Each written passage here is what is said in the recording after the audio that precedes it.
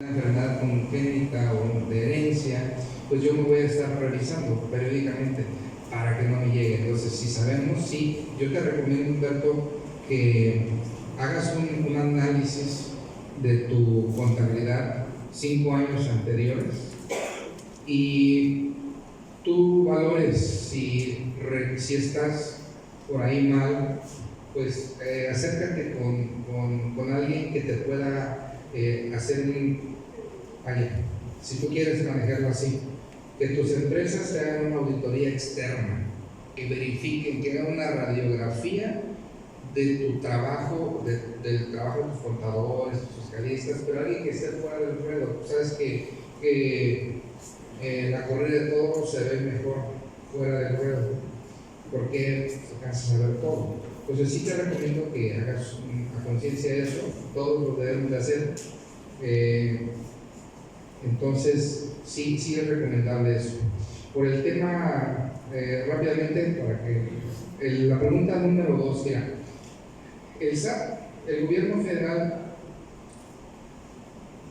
todo el tiempo ha tenido esos programas, esos controles, ¿sí? Lo que no ha tenido y lo que no tiene es la capacidad humana, la capacidad tecnológica para poder revisar o estar en todos los contribuyentes.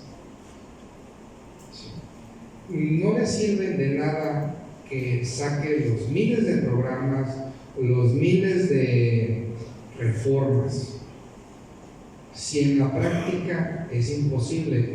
Nosotros, yo les quiero comentar, yo estuve trabajando cerca de 20 años en el SAT, en la Ciudad de México.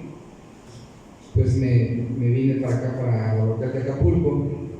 Nosotros, los trabajadores del SAT, los jefes de departamento, los supervisores, odiábamos cada nuevo año. ¿Por qué? Porque siempre hay reformas a la legislación, a los procedimientos internos, a la normatividad interna que nosotros le llamamos. ¿Por qué? Porque desafortunadamente hay unas personas que les pagan para hacer esas reformas, para hacer esos manuales. Pero son personas, son trabajadores que están sentados en un escritorio todo el día recibiendo órdenes, pensando cómo, nada más, ¿sí? Entonces nosotros al momento de querer ejecutar ese procedimiento, pues lo veíamos inviable. Sin embargo, lo tenemos que hacer, es como comentaba Mauricio, embargar la cuenta a un contribuyente. Se la embargas y se queda sin la capacidad de pagar salarios. Si no pagas salarios, se te va el trabajador, te demanda, en fin, ahorita te bloqueas sellos, no vas a poder facturar, y si no facturas no te pagan, y si no te pagan, ¿cómo hijos vas a pagar tus impuestos si debes? No, es absurdo. Pero bueno, te digo, las autoridades tienen que hacer ese trabajo, pero no les sirve de nada si esas normatividades son inviables, si la capacidad o la infraestructura, tanto en capital humano como en tecnológico, como en informático, no son las correctas, no se pueden aplicar. Entonces, ¿qué va a pasar ahorita para que te revisen a ti? ¿Sí? Ahorita todo inicia por un eslaboncito. ¿Sí? Ahorita corren programas queries que les llaman, ¿sí? O vigilancias, no me recuerdo, vigilancias, y sacan un RFC. O sea, le dicen al programa, a ver, sacan un listado de los RFCs que empiecen con F, A. Desarrolla FA. Chécame de estos los que estén localizados. Chécame quiénes deben declaraciones del ejercicio plano. Y ahí arroja. quién debe. Y sobre eso se empieza. Sobre eso se empieza a ver, bueno, esto no ha pagado, que debe, es un contribuyente irregular, nosotros le llamamos inestable. Hay un área que se llama, que todos debemos de saber los contadores, que se llaman en el SAT, se llama vigilancia profunda. Esta área de vigilancia profunda ve el comportamiento de cada contribuyente. Si hay un contribuyente que lleva un récord pagado de 10,000 pesos, 10,000 pesos, 10,000 pesos, y de repente, ¡pum!, declara 3,000, el SAT ya dice, pero si me vienen pagando 10,000 y ahorita me pago 3, ¿por qué? Voy a citarlo, voy a preguntarle, y empiezan a verificar.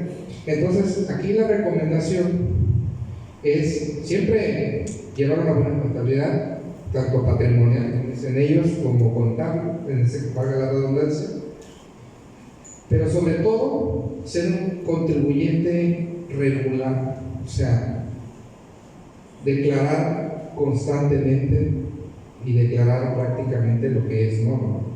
Lo mismo, ¿sí? Porque ahí empieza, cuando tú dejas de declarar o pagas menos o solicitas una devolución irregular, lo que sea, y es un poco para el SAT. Entonces, sí, ahorita, a tu pregunta, resumiéndola, es eso. ¿Sí? Es muy difícil que a todos nos puedan revisar, no va a pasar, pero sí van a empezar con los contribuyentes irregulares. Pues hay que nosotros ponernos ahorita al corriente y llevar un estatus, o sea, una línea donde nosotros estamos declarando eso, y vas a ver que va a ser muy difícil que te revisen. ¿Sí? ¿Y qué ibas a agregar? Sí, es rápido. Recuerdo la lista de Schindler, la película, cuando le decía Schindler a Isaac, para ser feliz necesitamos un buen abogado que te sabe tus problemas, un sacerdote que te perdone todos tus pecados y un buen contador, ¿no? Que sabe tus problemas, que era exactamente a Isaac. Pero a partir de 2020 en México debemos agregar un especialista en compliance, cumplimiento. Vuelvo a retirar este nuevo departamento, es una función.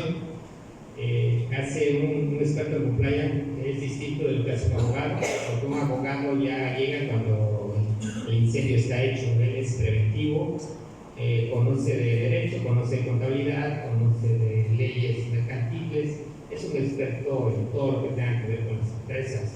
Y yo sí les recomiendo que se acerquen a RH tiene las soluciones para que les haga ese diagnóstico, ¿no? Bueno, ustedes saben más o menos, pero lo que sí sabe RH es cómo solucionarse. ¿Alguna otra pregunta? Muy bien, vamos con la siguiente pregunta. ¿Cómo funcionan los nuevos impuestos de las plataformas digitales? Bueno, con el tema de la propuesta de los legisladores relacionada con las plataformas digitales, ellos estaban muy molestos porque no podían encontrar la manera de que las plataformas digitales tributaran en México. Llevaron mucho tiempo sin pagar las contribuciones. Hay que aclarar algo, todo esto nació en Europa. Cuando Estados Unidos tuvo un problema con Francia y las plataformas digitales, todos sabemos que tienen un ordenador en países con baja imposición fiscal. Las empresas están dadas de alta en Estados Unidos, en California. El ordenador está en un país donde no se pagan los impuestos, ustedes ya saben cuáles son, pero operan en el extranjero, en este caso en México. ¿Cómo podían hacer para que se pagaran las contribuciones? Bueno, en términos generales, la iniciativa lo que busca es que se recaude a través del usuario final para efectos del impuesto al valor agregado. Es decir, no van a ser las compañías, las plataformas las que van a contribuir al gasto público directamente ante el SAT, sino que seremos nosotros los usuarios quienes vamos a pagarlo al aumentarse el valor en la factura. Se traslada el impuesto directo y nosotros vamos a pagarlo. Esa es la manera para efectos del impuesto al valor agregado. Volvemos a lo mismo. Los que terminamos pagando siempre con los impuestos somos nosotros, ¿no? Porque no le están determinando un impuesto a la compañía por dar el servicio. Nos están dando un impuesto a nosotros por usar ese servicio. Pues que el servicio ahorita que todo el mundo tenemos ya lo que es el streaming, ¿no? El Netflix. El Netflix ahorita ya te va a costar más porque la compañía de Netflix te va a cobrar un impuesto que le está pidiendo el gobierno que cobre. No es un impuesto que va a pagar Netflix al gobierno. ¿Sí? Igual, al usar los que usan en las ciudades cosmopolitan, el Uber o el Cabify, igual ellos te van a cobrar un IVA, una renta, pero a ti, para que lo traslade al gobierno, no ellos como tal. Ellos siguen estando de alguna manera exentos. Por eso nosotros en RH estamos pensando ya hacer una aplicación para que nos contacten y cobramos por la App Store para que no paguemos impuestos. Es interesante, ya les di una idea, porque la tasa va a variar, va a ser según las tablas que indique la Secretaría de Hacienda, el SAT y las reglas de carácter general. Pero yo quiero nada más dejarles un tema muy claro. ¿Por qué la imposibilidad del legislador de entender estos temas de cómo retener, cómo recaudar el impuesto o los impuestos a las plataformas digitales? Porque no los podía encontrar. Facebook es una compañía de contenidos, pero los contenidos no son de Facebook. Cabify y Uber es una compañía que se dedica a ofrecer el servicio de transporte y no tiene activos. Airbnb igual, en el tema de activos y bienes para arrendamiento no tiene propiedades. Por eso no había manera de encontrar la manera de recaudar, de tal suerte que el que va a absorber el vehículo tributario seremos nosotros los contribuyentes. ¿Alguna pregunta, algún comentario al respecto? Porque es novedoso. Lo que dice Ángel es cierto, es una buena expectativa de negocios generar las plataformas digitales. En RH les podemos decir cómo, pero pues hay que pagar. Pero sin impuestos, vamos a tener la plataforma. Sí, entonces, ideas, exactamente, pero bueno, esa es una buena opción de mercado, el tema de las plataformas digitales. Ahora bien, es irónico lo de las plataformas digitales porque la 4T, que defiende la soberanía mexicana, la historia, y esto de los impuestos a las plataformas digitales viene de la OCDE, ¿no? Es la Organización de Países Más Ricos del Mundo. Bueno, ahí estamos, somos el último, pero ahí estamos. Y las plataformas digitales, ¿a quién les va a afectar? Obviamente, si ustedes rentan sus casas, por ejemplo, Airbnb, ellos les va a retener Airbnb el IVA y les va a retener un porcentaje de hasta 10%, por ejemplo. Si tomamos un Uber, vamos a pagar el IVA y al chofer le va a retener ISR del 2 al 8%, depende de sus ingresos. El hospedaje del 2%, del 2 al 10%, y las enajenaciones como Amazon, Mercado Libre, del 0.4 al 5.41%. Entonces, ¿cuáles son los efectos prácticos de esta reforma? Que se nos va a encarecer nuestro Netflix. Si tomamos taxi, ahí sí vamos a pagar IVA. La mano sale más barata. Aquí en Acapulco no tenemos el problema, pero la suma cobra IVA, ¿no? ¿Qué más entonces? Ese impuesto que le retengan a Airbnb, a los dueños de Airbnb o a los choferes de Uber, va a ser un impuesto definitivo siempre y cuando sus ingresos no rebasen de 300,000 pesos y presente un aviso más tarde en el mes de febrero. Decía la 4T que le iba a aumentar impuestos, no los aumentan. Bien. Nos vamos a la siguiente de aquí. Con la siguiente pregunta, que es ¿cómo funciona la retención de IVA en servicios? Ya lo explicó. Okay. La siguiente sería, hablaban de las nuevas facultades del fisco, entre ellas el de recaracterizar los actos jurídicos que realizan los contribuyentes. ¿En qué consiste y cómo se llevarán a cabo esta facultad? nos vamos a quedar con la pregunta anterior porque fíjate que habla sobre el IVA, es un tema novedoso, sí, es un tema novedoso, todavía los contadores no le encuentran la respuesta. ¿Por qué? Porque recuerden que en el tema del outsourcing, el tema de la subcontratación laboral, ese 6% que el legislador se inventó para que se retenga ese impuesto indirecto, lo hace como una medida de protección para que por lo menos con algo se contribuya. Pero no nada más es eso. Ese 6% de retención al que solicita el servicio de subcontratación tiene un mensaje para nosotros, y quiero que les quede bien claro, es para que tú solito te identifiques. A los que empiecen a retener el 6%, ya le están avisando al SAT que se dedican a la subcontratación. No es por el 6%, es porque el SAT no sabía quién se dedicaba a la solicitud de servicios y quién realmente desarrollaba esos servicios de subcontratación. Ya estuvieron anotando. Pero bueno, a ver, Genaro, ¿qué les quiere decir el IVA? Bueno, aquí tenemos un problema. Tenemos un problema entre la interpretación auténtica y la interpretación literal. La exposición de motivos decía que la retención iba aplicada única y exclusivamente para las empresas de outsourcing, que en la legislación laboral le llaman subcontratación, ahí todos felices. Pero el texto de la fracción cuarta del artículo 1A de la ley de impuesto al valor agregado incluyeron todos los servicios y tiene unas faltas de redacción terribles, de tal manera que hasta la fecha, si ustedes dan servicios de construcción, por ejemplo, es de retener, porque el servicio de construcción hacen su casa, mandan a los trabajadores y ya están a la disposición.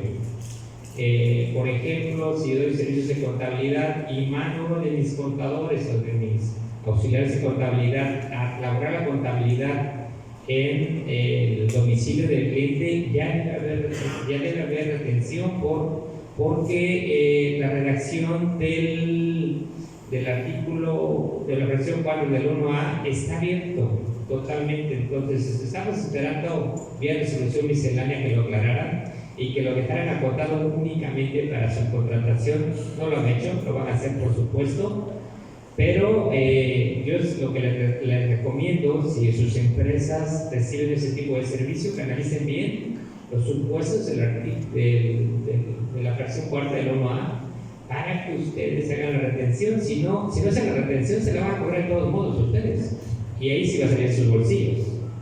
Si ustedes hacen la retención, pues va a estar saliendo de su proveedor, ¿no? Entonces, en caso de duda, retengan.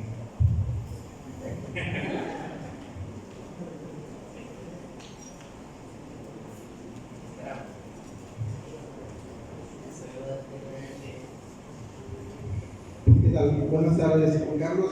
Precisamente con el tema que estamos platicando ahorita sobre el tema de retención del 6%, tendría yo dos preguntas para ver si se pueden apoyar.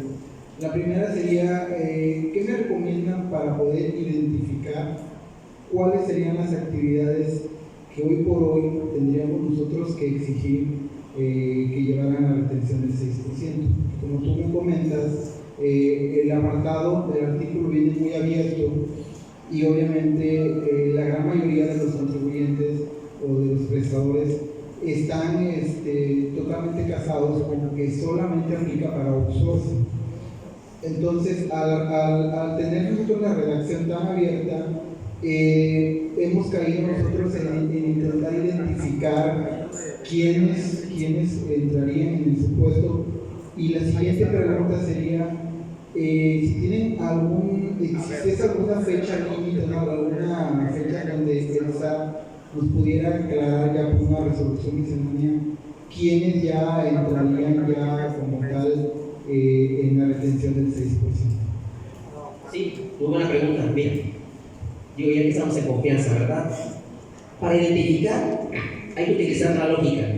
Si tu compañía, primero, ¿de qué lado estás? Si tu compañía se dedica a ofrecer servicios de subcontratación laboral a las solicitantes de servicios en general, tienes que ubicarte porque vas a ser tú el que va a retener el 6% del impuesto al valor agregado.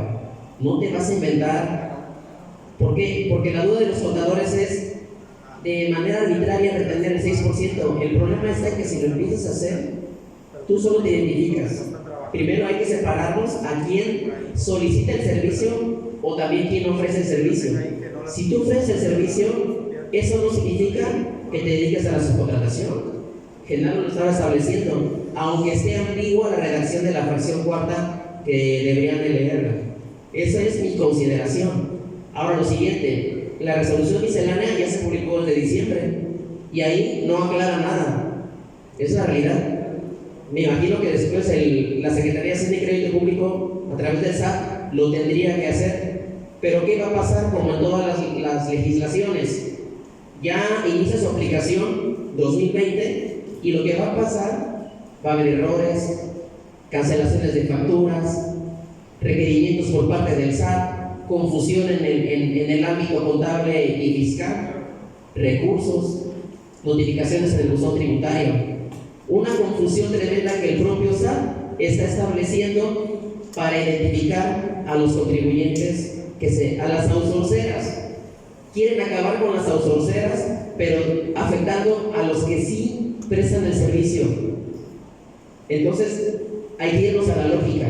Ya ustedes ya saben quién se dedica a subcontratar y ustedes ya saben quién se dedica a ofrecer el servicio. Divídanlo. Mi recomendación es que si busquen al especialista, no vayan a facturar sin saber realmente cómo está la operación. No facturen así. Bueno, yo sí acudiría al texto, yo privilegiaría el texto de la ley, me permito, y verificaría que se dieran los supuestos del texto de la ley. Son 3 supuestos. El primero, que pongas a disposición del contratante todo el personal o una parte del personal que va a desempeñar el servicio. Cuando se diga que ponga a disposición del contratante, pues que haga lo que va a desarrollar. Y la otra es que lo pongas a disposición en un domicilio distinto del tuyo. Puede ser el contratante, una parte relacionada o cualquier otra parte. Nada más que sea en un domicilio distinto del tuyo. Y aquí es donde se contradice el texto de la ley con la subcontratación, porque dice: estemos no bajo la dirección del personal, estemos no bajo la dirección, supervisión, coordinación, dependencia del contratante. Y la subcontratación, de acuerdo al 15A de la Ley Federal del Trabajo, es que van a estar a su disposición. Y aquí dice estemos no. Y ahí es donde todos, pues le dice que la puerta cruzó el rabo, ¿no? Entonces, le hacemos caso a la exposición de motivos, o le hacemos caso al texto. Yo creo que debemos privilegiar el texto. Ojalá que haya una aclaración del SAT. No tiene ninguna obligación de aclararlo el SAT, pero esto ya es clamor de que debe hacerlo y debe hacerlo pronto, ¿no? Y así como está redactado el texto, entra todo por los servicios.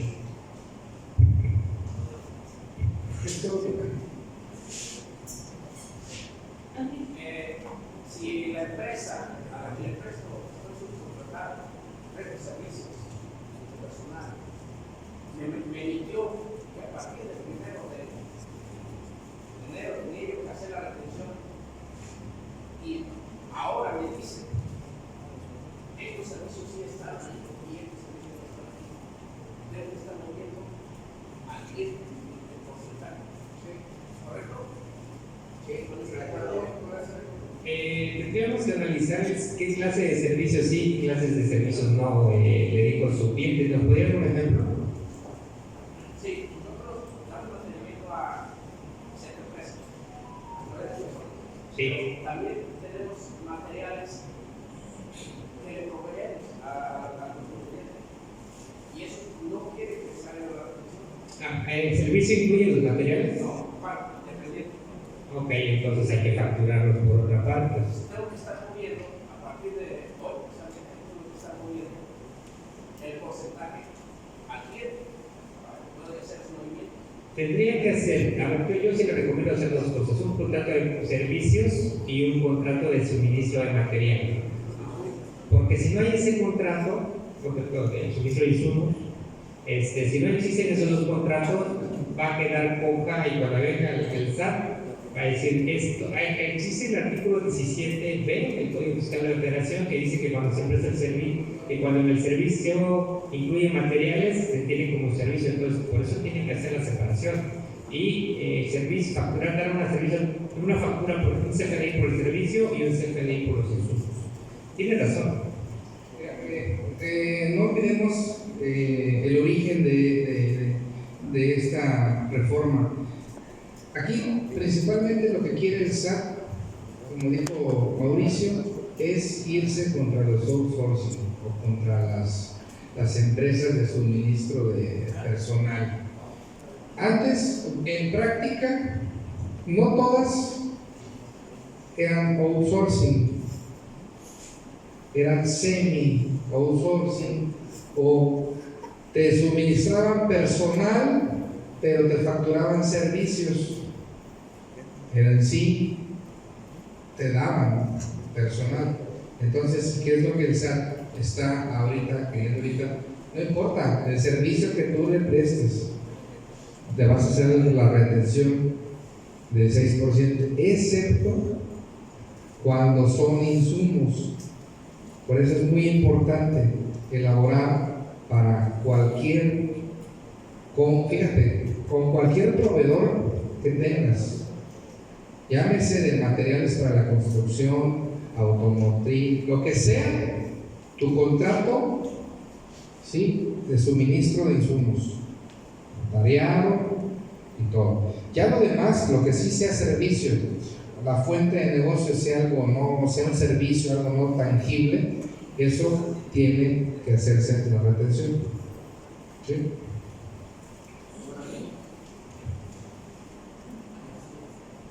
Vamos con la siguiente pregunta. De las 9 facultades del fisco, entre ellas la recaracterizar los actos jurídicos que realizan los contribuyentes, ¿en qué consiste y cómo se llevará a cabo esa facultad? Muy bien, estamos en un tema de la cláusula antiabuso o cláusula antielusión. Esa es una modificación, una adición al Código Fiscal de la Federación, es el artículo 5A. ¿Y qué establece? Es la facultad del SAT de recaracterizar un acto jurídico cuando considere que el beneficio fiscal es superior al beneficio económico. ¿Qué significa esto? Que muchos contribuyentes generaban gastos y los deducían porque consideraban que eran estrictamente indispensables, pero resultaba que le ocasionaba un perjuicio al propio contribuyente. Y tenemos muchos ejemplos. Una empresa constructora que quiere licitar y para obtener la licitación pues compra obsequios o realiza gastos de alimentos en un restaurante, lo hace con la expectativa de obtener un beneficio en el futuro, un beneficio económico también, pero es superior el gasto y disminuye su capacidad. Hay un ejemplo que nos dieron y yo se los quiero traer a colación sobre una empresa que se dedica a vender medicamentos, pero en Santa Fe, en la Ciudad de México. Realizó un gasto millonario para pintar su azotea.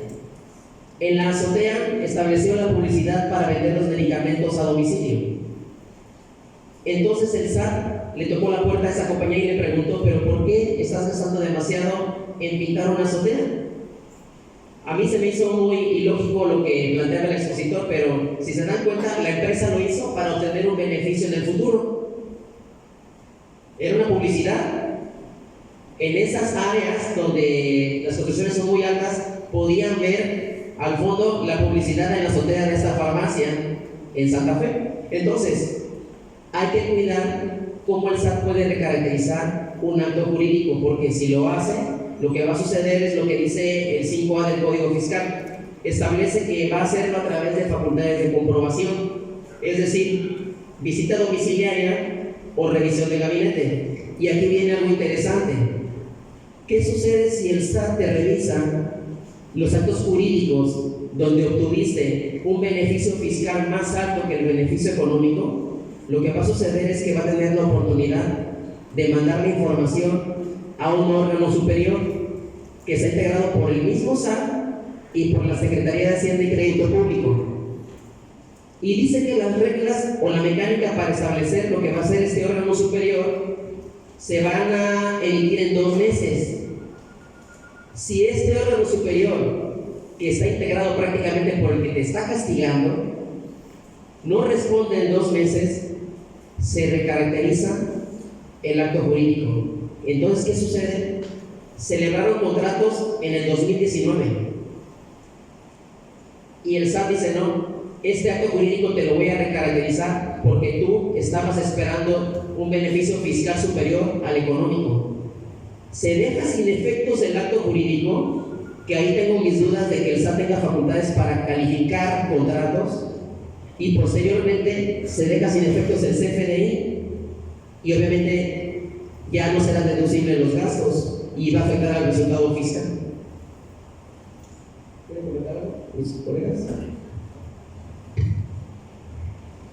Esta facultad de recaracterización ya lo intentaron en 2006 y en 2013 y no pasó, y los diputados dijeron que era una arma muy pesada, que no la podía blandir el SAT, ¿no? Y eso dijeron que iba a causar inseguridad jurídica. Vean, no pasó en los regímenes priistas, en los priistas, y pasa en la 4T. Es para preocuparse, sí, porque realmente va a ser, es como cuando le das una mala noticia hoy, ¿no? La del niño de 12 años que mató a su maestra. Es exactamente lo mismo. A un niño le das una metralleta y no sabe qué hacer con ella. Así, el SAT no va a saber qué hacer con esta facultad, porque la facultad de recaracterización, no estamos hablando de temas contables ni de temas fiscales, estamos hablando de un tema profundo. Vamos a poner un ejemplo. Yo te presto, Ángel me presta su casa, y elaboramos un contrato de comodato, tocamos el contrato de comodato, pero viene Hacienda y me va a decir: no era comodato, era arrendamiento. Va a desconocer toda una cultura, toda una inercia jurídica y un principio de derecho que se llama pacta sunt servanda, y ese principio de derecho era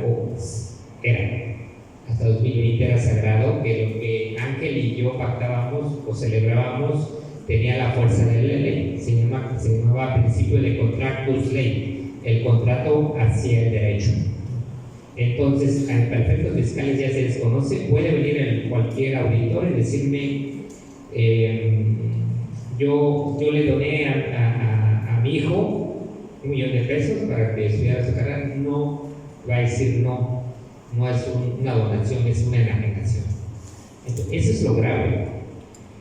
Otro ejemplo sería que el ejemplo clásico, existe una bonificación que da a las cerveceras, a los bares, a los que venden cerveza, ¿no?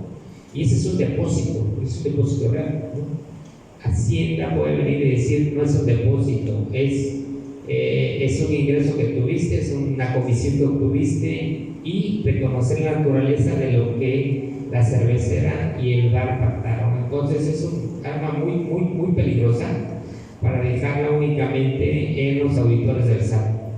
Va a funcionar, lo único que va a hacer es causar mucha inseguridad jurídica, porque les vuelvo a repetir: para recaracterizar algo hay que tener conocimientos muy profundos, y no va a ser fácil para el SAT, porque tienes que ver cuál es el beneficio fiscal, compararlo con el beneficio económico, si hay razón de negocios, no hay razón de negocios. Vamos a hacer el civil. Hacienda hasta ahorita, el 69 entró en vigor en 2014 y hasta 2019 está aprendiendo cómo aplicar el 69. 5 años. Y entonces, para aplicar esta reforma fiscal del 5A de recaracterización de contribuciones, fácil van a pasar 5 años, pero en ese entonces van a dejar muchos heridos.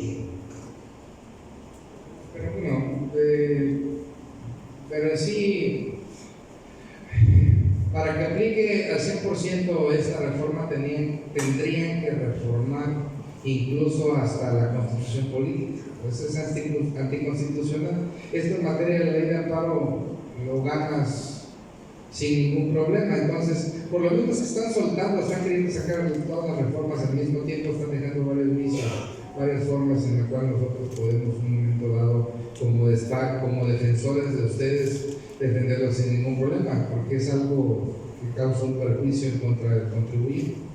Entonces, por este lado también yo no le veo mayor preocupación, tendríamos ahí.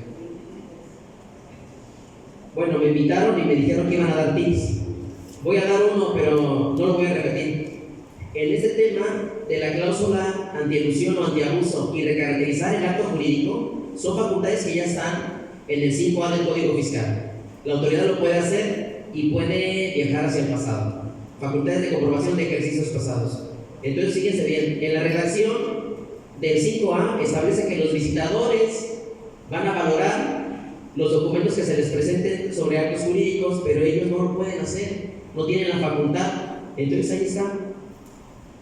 El texto habla sobre valorar documentos y habla de facultades de comprobación y menciona todavía el 46 del Código Fiscal de la Federación. Se los digo y ahí lo dejo de tarea. Ya les dije mucho, ¿no? Me voy con la pregunta 16 o la 17. A ver, yo creo que la 17 ya la... Porque ya la... creo que es esa de... los temas reportables. ¿En qué consisten entonces la nueva obligación de informar sobre los esquemas reportables?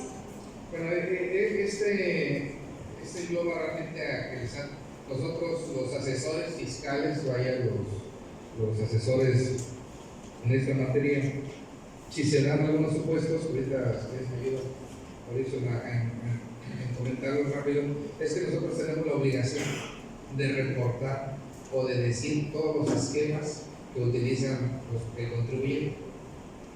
¿Sí?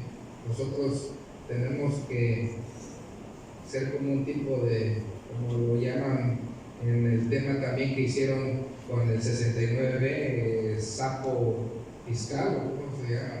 Sapos, vamos a ser sapos. Quieren ser chismosos para el sapo. Es como en el 69 cuando te encuadran te dicen, bueno, tú sé mi sapo y te perdono a ti en la vida, pero échame de cabeza a todos los que tú sabes que participaron en este delito, son testigos protegidos en Estados Unidos, les llaman. Aquí les llamamos en Colombia, en América Latina, sapos. Entonces es lo mismo que está diciendo, o sea, el SAT quiere venir a mí a decirme, como consultor, que yo le diga cómo está la administración completa de determinado contribuyente. ¿Sí? Pero en algunos supuestos. Bueno, pero también hay que agregar algo más, así muy sencillo. Los supuestos que pretendía el legislador que se establecieran para que los asesores fiscales presentaran prácticamente la asesoría a sus clientes, a los contribuyentes, se disminuyó a 14 supuestos. Pero lo que yo considero trascendente es que ahí es parte del terrorismo fiscal que estábamos platicando. ¿Por qué estás atacando al asesor del contribuyente? Obviamente, cuando salió la noticia, lo primero que empezamos a decir con Genaro es, pues nosotros no somos asesores fiscales, no tenemos por qué mandar ninguna información, ningún esquema reportable. Sencillamente es el contribuyente por sí mismo quien cumple con sus obligaciones frente al fisco. ¿A quién le habla realmente el esquema reportable? Le habla a las grandes compañías, a los grupos fuertes de México, como FEMSA, como CEMEX, que ellos establecían las solicitudes de devoluciones de impuestos, las compensaciones o bajar la imposición fiscal y el resultado, tener un resultado mejor, una mayor utilidad. A ellos les hablaba. La recomendación, y no lo vamos a ver aquí en Guerrero, no lo vamos a ver en Acapulco, aquí no va a haber presentación de esquemas reportables. Esa es la realidad. Entonces nada más es eso. Para ya... A ver, ¿preguntas hasta aquí?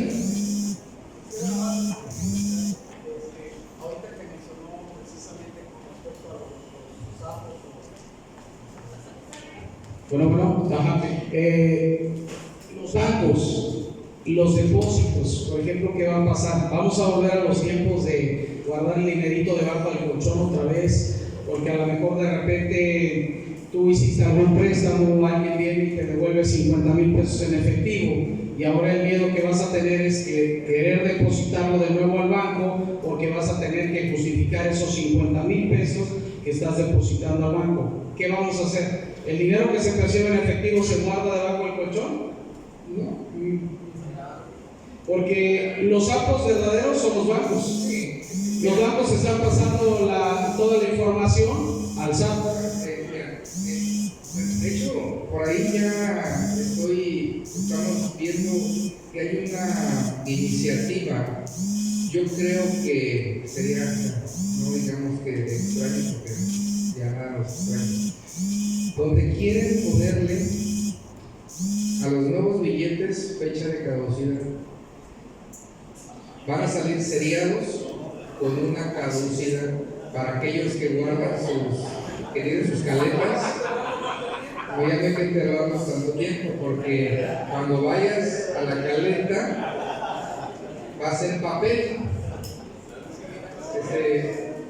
Reporteros, eso no. Eso es para nuestros clientes. Imagínense la depreciación que tendría nuestra moneda para el exterior.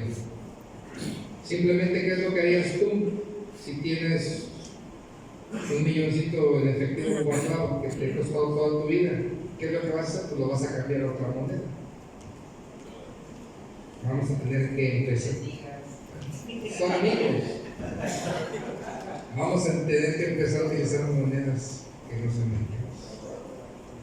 Bitcoins, oro, demás cosas que ya no puedo decirles, pero hay que prepararnos. Y si tienes algo así, hay que armar una buena planeación ya independiente para que podamos bancarizar, o se pueda bancarizar ese recurso de una manera lícita y ahí le decía a Mauricio que vinieron por TICS, ¿no? Ahí en mi colonia hay varias bolillerías, venden bolillos y se alcanzan a vender bolillos por 50,000 pesos al mes. Puede poner uno en su colonia. Nomás les da la venta. Tampoco que salga. Nada más sobre el rumor que hay que tiene que desaparecer el efectivo.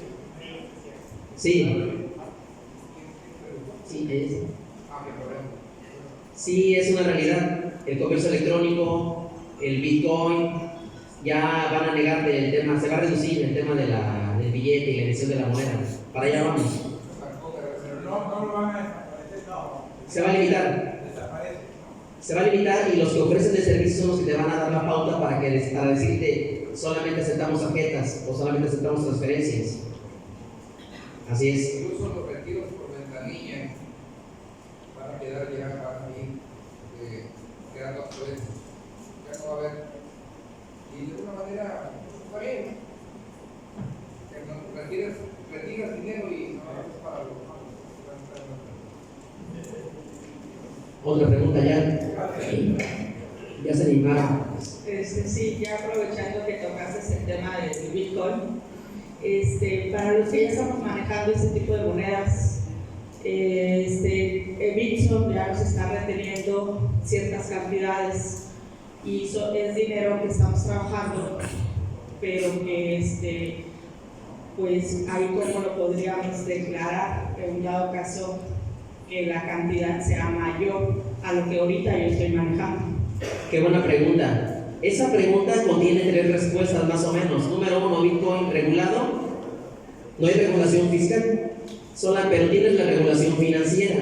¿Y sabes quién más se lo regula? La Ley Federal para la Prevención e Identificación de Operaciones con Recursos de Procedencia Ilícita. Es la última fracción que se adicionó al artículo 17. Entonces, cuidado con el efectivo, cuidado con la adquisición de moneda virtual, porque es lo que hacen, se meten en una plataforma. Es como comprar, pero en el internet, o el tipo de cambio. Ahí entra también el tipo de cambio. No quiero dar ideas a alguien que está aquí del SAT, pero si hay una diferencia a tu favor en la venta de Bitcoin y lo conviertes a moneda mexicana, ¿esa diferencia qué es? ¿Paga impuestos? ¿No hay regulación? Aprovechan. Pero sí, tengan cuidado con la ley antilavado.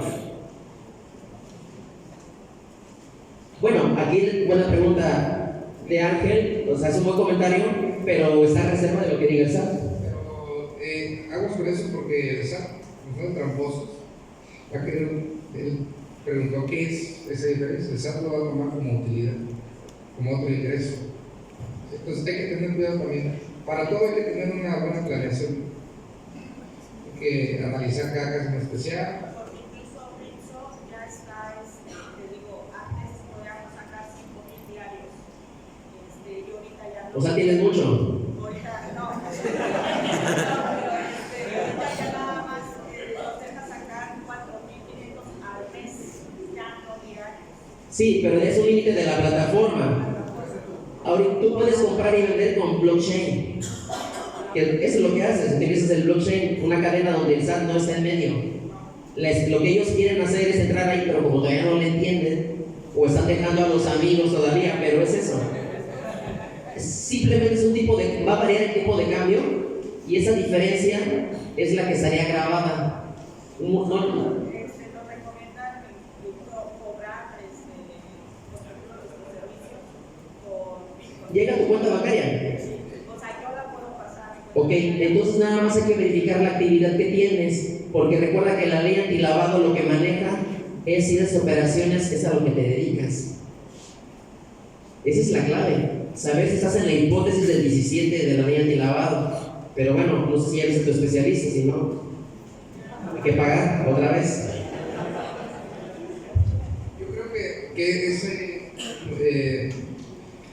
es una amiga, Isabel, es buena consulta para darte la personal, ¿sí? Digo, tú eres amiga de RH, amiga de la Canaco, tiene un hotelito, es emprendedora, empresaria de la zona tradicional aquí de Acapulco. Entonces sí me gustaría darte un tratamiento especial en ese tema de bitcoins, porque no te podemos dar una respuesta a la ligera, porque trae repercusiones importantes que te pueden meter en un tema de lavado de dinero, ¿vale? Sí, entonces ya te vas directo al Código Penal y en fin, vamos a analizarlo ahí. ¿Alguna otra pregunta que nos hagan? Porque estamos por cerrar con un tema muy importante. A sus órdenes.